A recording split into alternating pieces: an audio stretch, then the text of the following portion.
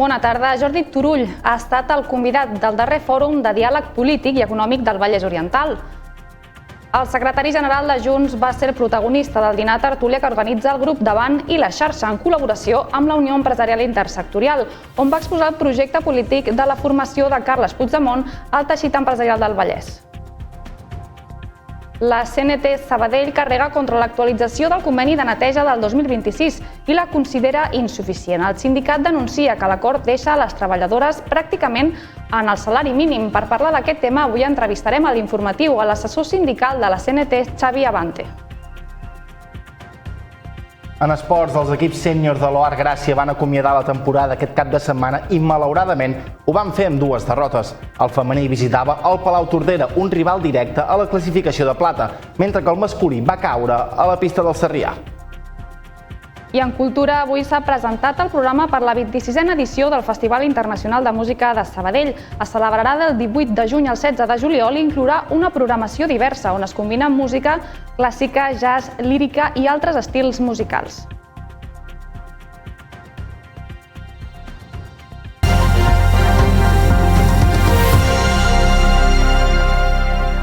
Aquest dimarts s'ha celebrat a Granollers un nou fòrum de diàleg polític i econòmic del Vallès Oriental, una sèrie de dinars tertúlia que compten amb la col·laboració del grup Taelus, que tenen com a objectiu escoltar les propostes dels partits amb representació al Parlament. En aquesta ocasió, el convidat va ser el secretari general de Junts, Jordi Turull.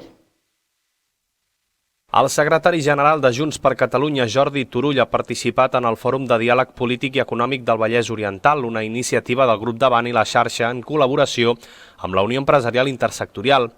Turull ha exposat la seva visió sobre els reptes de futur de Catalunya davant un escenari marcat per la pressió demogràfica amb una població de 8 milions de persones que han de compartir els mateixos recursos de fa anys. Turull ha fet una crida a repensar les estructures de l'Estat i de la Generalitat per evitar l'empobriment de les classes mitjanes i treballadores. Segons el líder de Junts, el país es troba en un moment de refundació on cal triar entre el col·lapse o una aposta decidida per la competitivitat. Turull s'ha mostrat molt crític amb l'actual gestió del govern, a qui ha acusat de tenir com a prioritat política no molestar Pedro Sánchez. Segons Turull, aquesta actitud agreuja la situació de desavantatge de Catalunya, especialment en matèria de dèficit fiscal i manca d'inversió en infraestructures bàsiques com Rodalies, el corredor ferroviari mediterrani, el quart cinturó o la millora de l'AP7. Un dels punts centrals del discurs ha estat la fiscalitat. Turull ha posat sobre la taula la comparativa entre Catalunya, que compta amb 15 impostos propis, i Madrid, que només en té 3. Per revertir aquesta situació, Junts proposa mesures concretes, com deflactar l'IRPF per compensar la inflació,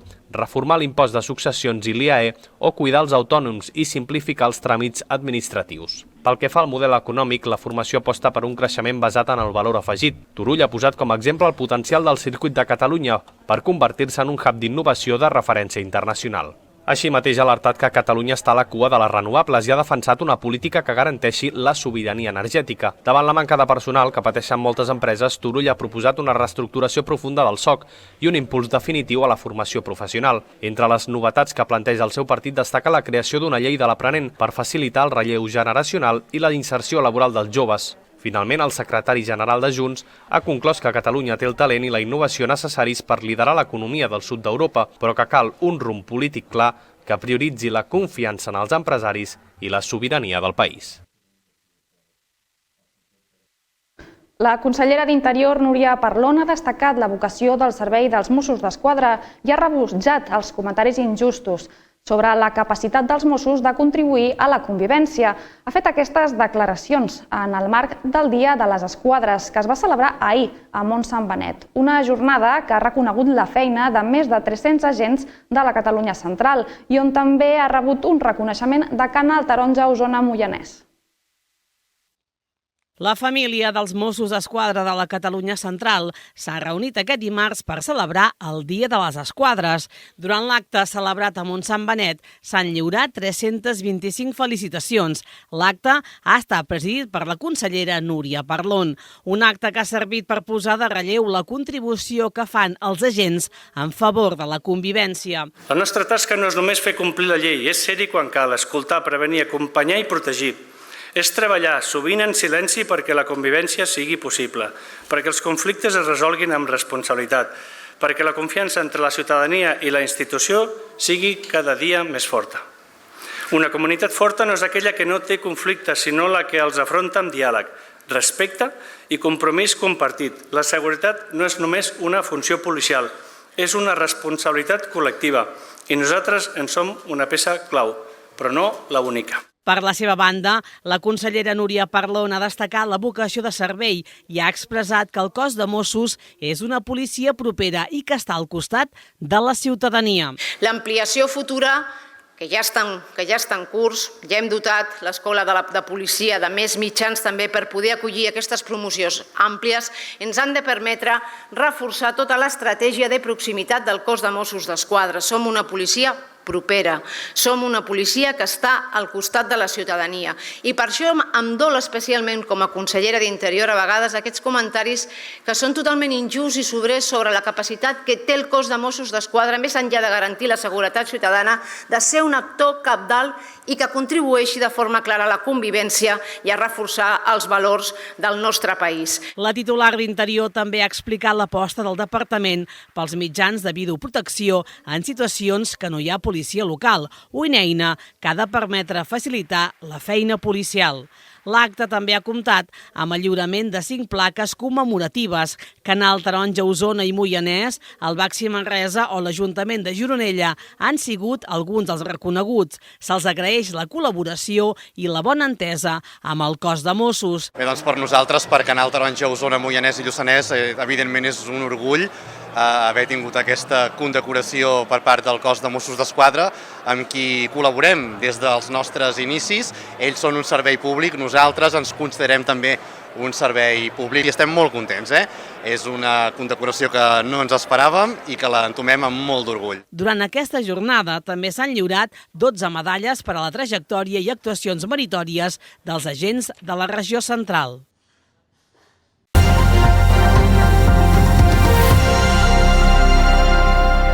El sector de la neteja torna al centre del debat laboral. L'actualització del conveni per aquest 2026 signada entre la patronal i els sindicats majoritaris ha generat una forta contestació per part d'algunes organitzacions. Denuncien que els increments salarials són insuficients i que no responen a una realitat d'un col·lectiu marcat per la precarietat i la parcialitat. A Sabadell, a més, la polèmica també s'estén a la gestió del servei municipal i a les condicions de les treballadores subcontratades. Per parlar-ne, avui ens acompanya l'assessor sindical de la CNT, Xavi Abante. Hola. Per què considereu que aquest acord és insuficient? Clar, nosaltres venim d'un conveni de la neteja que signen de les dues patronals majoritàries del sector i els sindicats Comissions i UGT, amb una vigència que l'últim acabava el desembre del 2025 i llavors la sorpresa que ens trobem és que el 3 de febrer es signa un preacord entre només la UGT, Comissions rebutja signar-lo, i les dues patronals. Aquest preacord fixava un increment del 3,25 pel 2026, que nosaltres considerem totalment insuficient, però la sorpresa ve perquè el que fa aquest preacord és modificar l'estructura salarial de manera que, en vistes a possibles increments futurs del salari mínim i que hi hagi complements que no es puguin absorbir, llavors la patronal es blinda amb això. Què vol dir? Doncs que si puja el salari mínim l'any que ve, doncs de la quantitat que sigui, les empreses poden seguir-lo absorbint sense haver d'incrementar res. Això, sumat a que el conveni el 2026 ja les deixa a ratlla del salari mínim, fa que en un conveni amb uns sectors molt feminitzats que ocupa uns 100.000 treballadors només a Catalunya, doncs que sigui una cosa que és totalment insuficient i amb una pressa per negociar que nosaltres tampoc no entenem. No entenem sobretot per part de la UGT. O sigui, és un acord que no té res de bo per la part dels treballadors i en canvi per la patronal veu complertes les seves pretensions més immediates. Parles d'aquestes vulneracions del sector. Quines són les principals vulneracions? Clar, estem parlant d'un sector que ja fa 6 anys de la pandèmia, però que convé seguir-ho recordant, que se'l va dir que era un sector essencial, però que a dia d'avui seguim tenint una temporalitat enorme, una parcialitat molt gran. A la pràctica no hi ha calendaris laborals, no hi ha horaris, o sigui, hi ha molta gent que no sap quin horari farà la setmana que ve, no sap inclús l'horari que farà l'endemà, vull dir que és un territori de precarietat absoluta. I el conveni, que seria l'únic element al qual els treballadors poden recórrer de manera més immediata, el trobem totalment segrestat als interessos de la patronal amb la connivència, en aquest cas, de la UGT. Com seria el dia a dia d'una d'aquestes persones? Com li afecta tot això? Estem parlant, o sigui, el sector també és molt variable, però si pensem en, per exemple, el personal que neteja comunitats de veïns, oficines i demés, estem parlant que en molts casos els desplaçaments entre centres de treball no els hi compten i estem parlant que una persona ha treballat 6 hores, però sumant els desplaçaments n'ha acabat treballant 10 i en cobrarà 6. Aquest és un dels principals problemes que té el sector. A més, això, d'hores extres moltes vegades no retribuïdes, accidents de treball que no reconeixen com a tals, vull dir que és un sector que necessita de molta organització i molta assistència sindical. I a Sabadell una de les altres polèmiques que hi ha hagut ha estat l'adjudicació del servei de neteja municipal. Com valoreu el paper de l'Ajuntament en aquest procés? Nosaltres, en tant que és un servei externalitzat amb una qualitat que ja s'ha vist, que deixa molt que desitjar, perquè el propi Ajuntament va haver de sancionar l'empresa adjudicatària Serveo per incompliments reiterats del contracte, nosaltres seguim apostant, com altres actors polítics i sindicals, per municipalitzar aquest servei i lamentem que s'hagi tornat a adjudicar al desembre del 25, el ple va tornar-lo a adjudicar a la mateixa empresa, que l'explicació oficial sempre és que complien els requisits i legalment no els poden excloure encara que hagi estat sancionada, però nosaltres no podem fer més que lamentar que la nova adjudicatària segueixi sent la mateixa que va donar un servei tan pèssim. Sí que és veritat que això que hem dit del conveni a priori a dia d'avui no afectaria a les treballadors de Serveo perquè sí que hi ha uns complements associats al contracte per la qual fa que tinguin unes retribucions superiors. El que passa és que aquest complement està avui però ningú fa pensar que aquest complement més endavant pugui ser suprimit. I per tant, si acabessin anant a conveni, tindria les mateixes problemàtiques que l'altra, que la resta de col·lectiu. Davant d'aquesta situació, què plantegeu, què proposeu des de la CNT, tant a l'Ajuntament com a altres patronals, sindicats? Nosaltres a l'Ajuntament, evidentment, demanar-li un seguiment més exhaustiu del contracte com a mesura immediata, com a mesura a mitjà termini, una municipalització, que nosaltres creiem que és totalment possible i assumible inclús per aquest equip de govern, perquè de la mateixa manera que han trobat una fórmula per municipalitzar el SAT, el Servei d'Atenció Domiciliària, que faran una fórmula així amb un consorci amb el Taulí, que serà un tema semipúblic, doncs hi ha hagut voluntat política i s'ha pogut aconseguir amb el SAT, que també és un sector molt precaritzat, doncs no veiem per què no es podria buscar una fórmula semblant amb el tema del contracte de neteja d'equipaments municipals. Pel que fa a la resta del sector, nosaltres estem en una campanya d'afiliació en el sector de neteja des de fa 3 anys i el que els cal és molta organització i molta unió sindical, perquè a la vista està que les patronals sí que estan molt ben organitzades i els seus interessos els tenen molt ben coberts i el que ens falta aquí ara els treballadors que fem el mateix. Perfecte, moltes gràcies per acompanyar-nos avui. Moltes gràcies a vosaltres. Seguim amb l'informatiu. Els preus per viatjar en bus urbà a Sabadell pujaran a partir d'aquest divendres, una alça moderada però que arribarà en els principals títols de transport. Aquesta pujada quedarà amortitzada en part per les bonificacions, que arribaran només a la T mensual i T mensual jove amb un descompte del 50%. A partir d'aquest divendres 1 de maig, el Dia del Treballador, viatjar amb autobús urbà a Sabadell serà una mica més car que fins ara.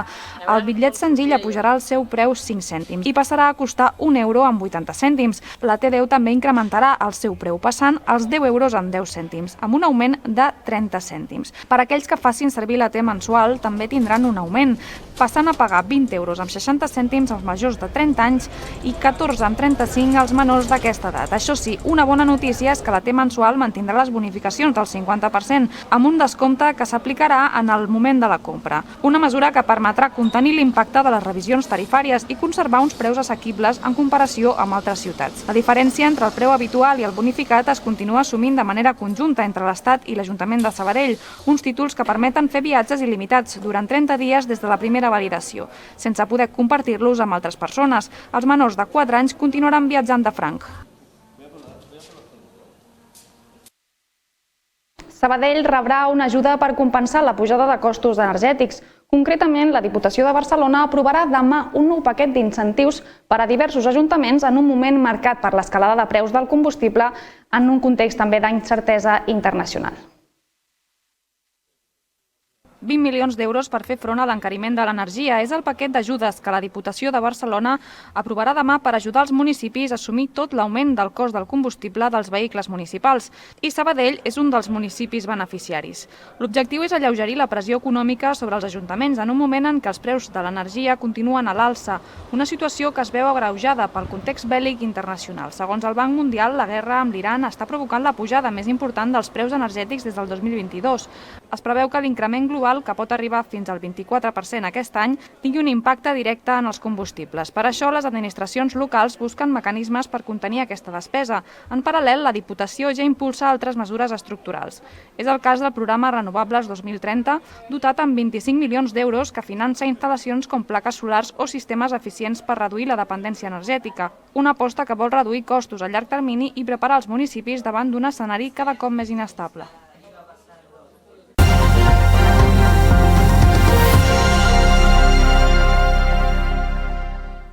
El Departament d'Educació ha assegurat que els Mossos s'integraran als centres en el marc d'una prova pilot i que no substituiran la tasca dels professionals educatius que hi treballen, sinó que hi van a sumar. A més, aquests agents no entraran a les aules i, per tant, no tindran contacte directe amb els alumnes, sinó que la feina serà de coordinació i acompanyament dels professionals sota el lideratge de les direccions.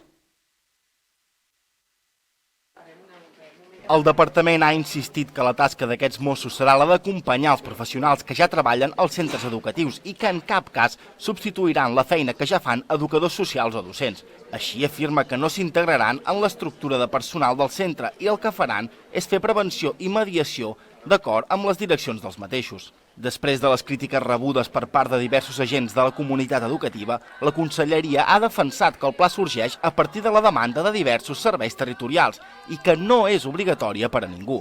De fet, Niubó ha detallat que es va plantejar la participació a una mostra representativa de centres que no han estat escollits per la seva complexitat o perquè siguin conflictius. No hi ha un problema de convivència ni hi ha un problema de seguretat a Catalunya i encara menys als seus entorns educatius, però som conscients que tenim una realitat complexa, que aquesta complexitat acaba comportant problemàtiques que estan a la societat i que acaben tenint un impacte en els centres educatius.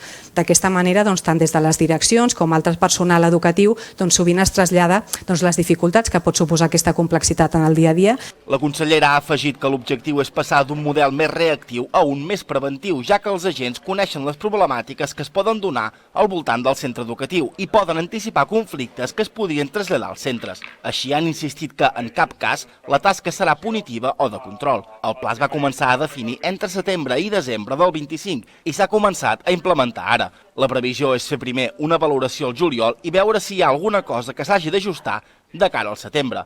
A finals del primer trimestre del curs vinent es farà una segona avaluació i llavors es decidirà si el pla és escalable a la resta de centres.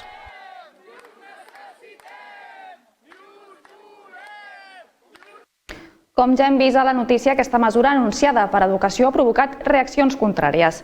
Després del rebuig expressat per sindicats, alumnes i famílies, el Col·legi d'Educadores i Educadors Socials de Catalunya ha demanat la retirada immediata del pla i reclama que siguin els professionals de l'educació social i no la policia qui assumeixin les funcions de prevenció, mediació i acompanyament socioeducatiu.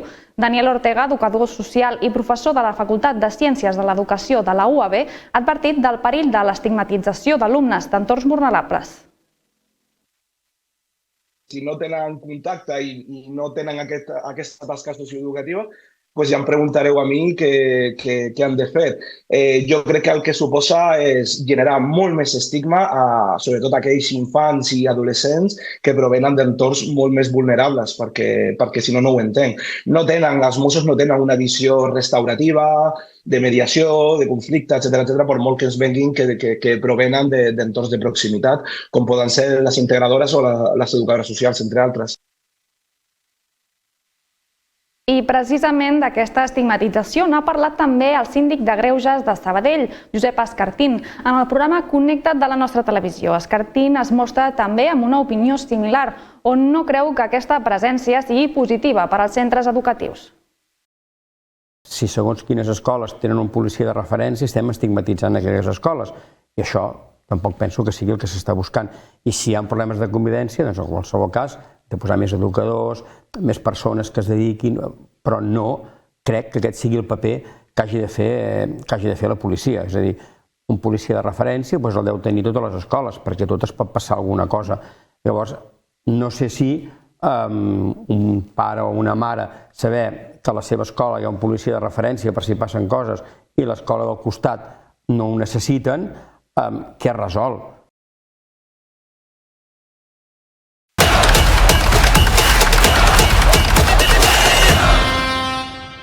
I obrim plana esportiva i ho fem parlant d'handbol, perquè s'ha acabat la temporada per a l'OAR. Gràcies, oi, Josep? Doncs sí, Lorena, perquè tant l'equip de plata com el de primera nacional van disputar el passat cap de setmana la darrera jornada del curs. Malauradament, tots dos van signar 2 derrotes a domicili. Els equips sènior de l'OAR Gràcia van acomiadar la temporada aquest cap de setmana i malauradament ho van fer amb 2 derrotes. El femení visitava el Palautordera, un rival directe a la classificació de plata. Les gracienques van arrencar el partit molt bé amb una diferència que es va enfilar fins als 3 gols al descans, amb el 15-18 en el marcador. Tot va ensorrar-se, però en la segona meitat, quan el Palautordera va gaudir de 5 minuts elèctrics per igualar l'electrònic. Amb el 20-20, les locals van veure possible una remuntada i una victòria que va acabar materialitzant-se en els últims minuts, després d'un tram molt igualat. Al final, el Palautordera va sentenciar en qüestió de 5 minuts i va acabar enduent-se els 2 punts, signant el 37-33 final i superant l'OAR a la classificació per un sol punt. Tampoc va gaudir de sort el masculí en la darrera jornada de la primera nacional. L'equip de Pere Ayats va caure a la pista de la Unió Esportiva Sarrià.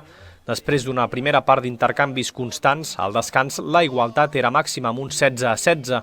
Va ser en la segona part quan els locals van posar una marxa més i van aconseguir distanciar-se fins als 4 gols en algun moment. Ha sigut una temporada típica on, igual que en aquesta casa, amb el Josep ho parlàvem, hem evolucionat a jugadors de la casa que no es sentien, com Escaioles, Port Romeros, Enric, Sergios, Marc Ferrés, jugadors que han donat un pas més i penso que això és el que ens ha de valdre, no? Jo tenia por aquesta temporada quan va començar de dir pot ser que patim i la veritat que els jugadors han donat una passa endavant, s'han sentit còmodes i penso que ara estan al nivell per poder competir en aquesta categoria, no? L'OAR ho va intentar tot, però no va poder evitar la derrota contra el Sarrià per 33-30.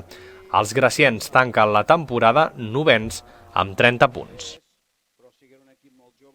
I en futbol avui hem conegut la sanció a Càcer per l'expulsió de diumenge a Marbella. El central no només es perdrà el duel d'aquesta jornada a casa davant el Múrcia, sinó que tampoc podrà jugar la setmana que ve a Madrid en el transcendental partit contra l'Atlético madrileño. El central ha estat sancionat amb 2 partits, un per la pròpia expulsió i un altre per no dirigir-se als vestidors. A la baixa de Càcer se li sumarà la del Chino Estals, que va veure la 5ena groga.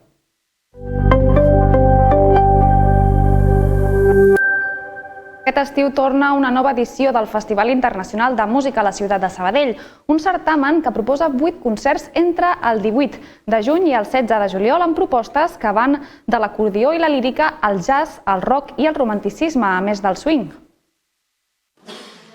El festival manté la voluntat d'oferir una programació oberta i diversa amb propostes que van més enllà del format de concert de cambra habitual, on l'entitat organitzadora busca connectar amb públics diferents. L'edició d'enguany reunirà intèrprets i formacions de trajectòries molt diverses amb una mirada que combina tradició, innovació i qualitat artística. Quan ens pleguem som un equip dens, compenetrat i que caminem perquè se'ns reconeixi i portem el nom de Sabadell allà on nosaltres anem. Vol dir que la individualitat es transmet quan nosaltres sortim de l'entorn o del contorn de Sabadell, que som molt saballuts. I aquí, en els nostres programes, es pot entendre aquest sabadellenquisme. La programació s'obrirà el 18 de juny al Teatre Principal i la resta de concerts tindran lloc al pati del Casal Pere IV. L'Orquestra d'Acordions de Sabadell, la Cobla Mediterrània, Men in Swing o un homenatge a Frank Sinatra seran alguns dels espectacles que podrà gaudir la ciutadania. Amb aquesta 26a edició, el festival reforça la seva condició de festival estiuenc més veterà de Sabadell i es consolida com una de les cites musicals de referència de la ciutat.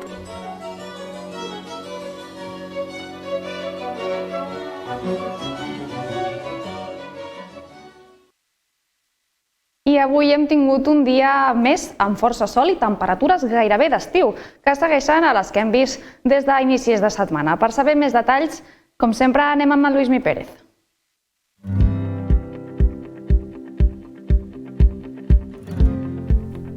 Hola, què tal? Aquest dimecres ha tornat a estar presidit per la suavitat i per aquest púlsim en suspensió. Una altra vegada hem tingut aquest ambient terrós i una miqueta marcià, com en la nostra presentació, i és que aquest púlsim fins i tot ha arribat a deixar algunes gotes de fang, poca aigua. I aquesta poca aigua també continuarà en vista el dijous i també avisem divendres. Hi haurà, podríem dir, 3 xàfecs esgarriats, dispersos, perduts. Ja no seran ni 4 gotes. Estarem parlant d'algun ruixat que sobretot el dijous a la tarda es farà més present al nord del país. I ja també ha començat el cicle de l'arròs, aquest cultiu, que ja comença a inundar els camps del Delta de l'Ebre, imatges de la Pili. Aquest cicle de l'arròs, lògicament ja de cares a l'estiu, és quan ja haurà espicat completament, i camps inundats, entremig d'aquest ambient de mala visibilitat que hi havia cap a l'Ebre i, de fet, amb algunes gotes de fang que s'hi han anat succeint. Pel que fa aquesta nit i el dijous al matí, aquesta mala visibilitat continuarà, despertarà el dijous amb núvols prims, una mica de polsim, un ambient terrós, i sí que és cert que els núvols continuaran sent més gruixuts al Pirineu, sobretot al Prepirineu, a la banda de Lleida, arribant fins al Cadí, fins al Moixeró, també les muntanyes del Ripollès. Aquí, dijous al matí, d'alguna gota, d'alguna pluja feble, no gaire important, la mar de moment una mica més tranquil·la i al matí despertarà suau. La veritat és que no ha de fer gaire fred, hi haurà moltes mínimes, cas de la costa, a l'Escala o també a Rosselló, a les comarques de Ponent, que estaran ja voltant als 15 graus al matí. La tarda del dijous, el que dèiem, sí que hi haurà algun xàfec més, sempre esgarriat, sempre perdut, sempre anàrquic, però els tindrem sobretot al Prepirineu. La tarda del dijous sí que esperem que hi hagi alguna tempesta una mica més forta al Solsonès, al Berguedà, a la comarca del Ripollès, Osona o cap al Lluçanès. Alguna gota també es repartirà per d'altres comarques interiors, sobretot a entrada a la tarda cap a l'Ebre, o també ja gairebé de nit algun ruixat que es formarà cap a les comarques de Ponent, aquí amb més vent i també a la costa, que farà que hi hagi una altra vegada una mar una mica picadeta. I pel que fa al divendres de pont o divendres festiu i dissabte, alguns ruixats al Pirineu, el divendres no gaire importants, i sí que dissabte el temps serà més ennuvolat, baixarà la temperatura i la vesprada i nit de dissabte arribaran tempestes per Ponent. Que vagi bé. Moltes gràcies per seguir-nos un dia més. Tornem demà amb més notícies i recordeu que tot seguit la directora de Televisió Sabadell Vallès, Montse Costa, entrevistarà el secretari general de Junts, Jordi Turull, i a les 10 de la nit teniu un nou programa de Com més serem. Que acabeu de passar molt bona tarda. Fins demà.